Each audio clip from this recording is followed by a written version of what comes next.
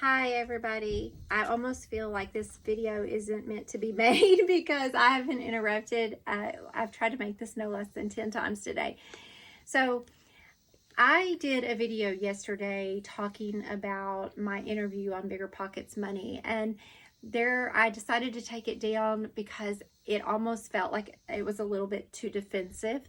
And I want to start with saying something that I feel like is very important, but I want to share some things about putting yourself out there and putting yourself in the public eye, and a little bit about my backstory. So if you watched my video yesterday, I'm sorry if this is repetitive, but for those of you who hang around to watch it today or who are new to my channel, I just want to say thank you for being here. And I had to write this down to keep, making it from being too lengthy. First of all, I'm so grateful for the financial independence community. I have always been frugal. That is true. I have always been pretty good with money, and I was fortunate to be introduced to people like Larry Burkett, Dave Ramsey. I had family members that were in finance, and while we weren't wealthy, we were definitely just middle class, solid middle class. My mom and dad weren't at the time. They had a lot of problems with poverty in their life early on, but I was fortunate to have been taught some skills and tools, and I think that's why it's so important that we share our stories. Not everybody has the same resources. Some people are given more resources than others. That is true. Some people have more, you can call it luck, and a lot of people insinuated that I was lucky. The fact is, a lot of people are given opportunities that they squander, and I did not. And I don't really feel sorry about that at all.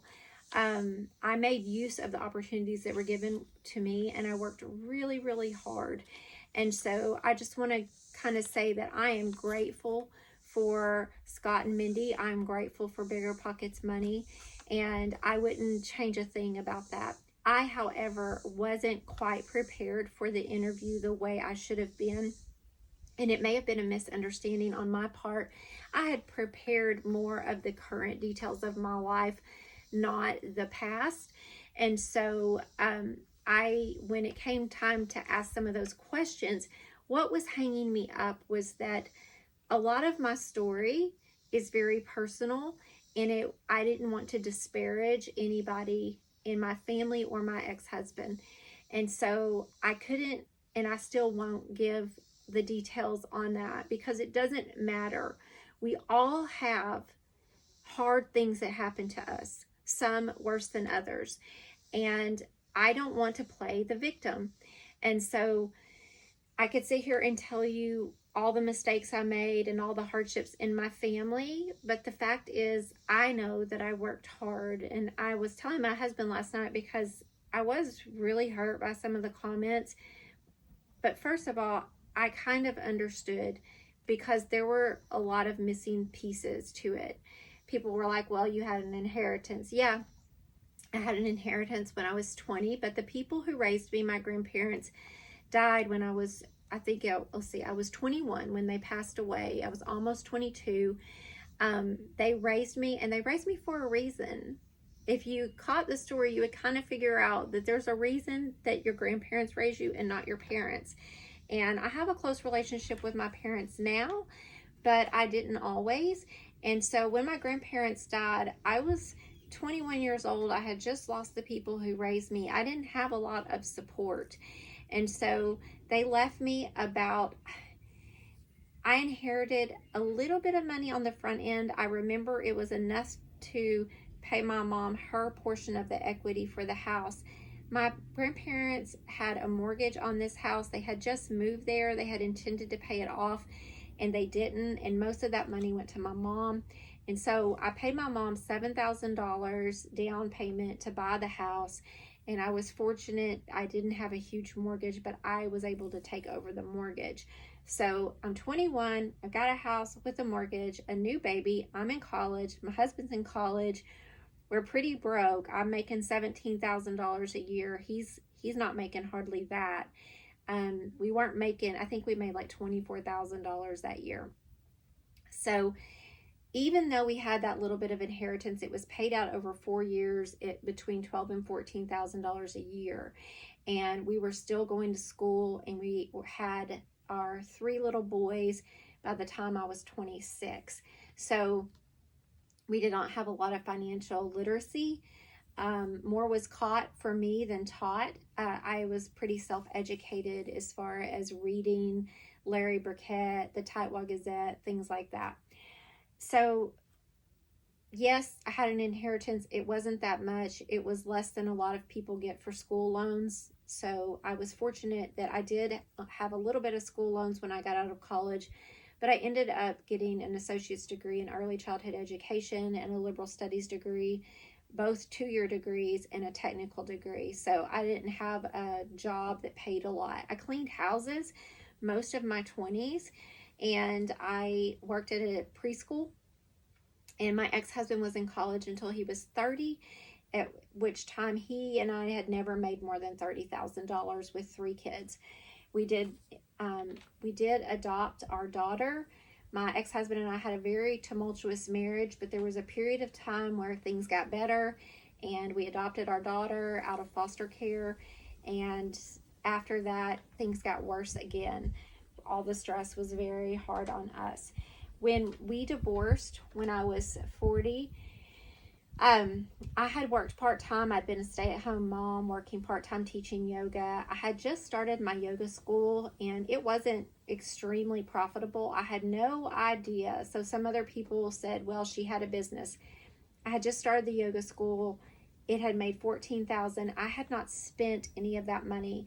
And the reason that I was able to keep that money out of the coffers of between us was it was tuition that had been paid, and I did not want to spend it until I had completed the training in case I had to refund it.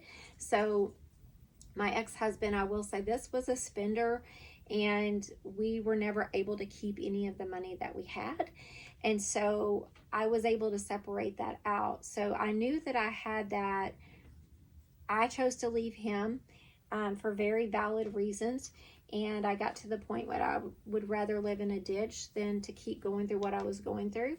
So yes, I made some good decisions there. But the fact is, when I left him that first year, I want to say my tax return said $11,000.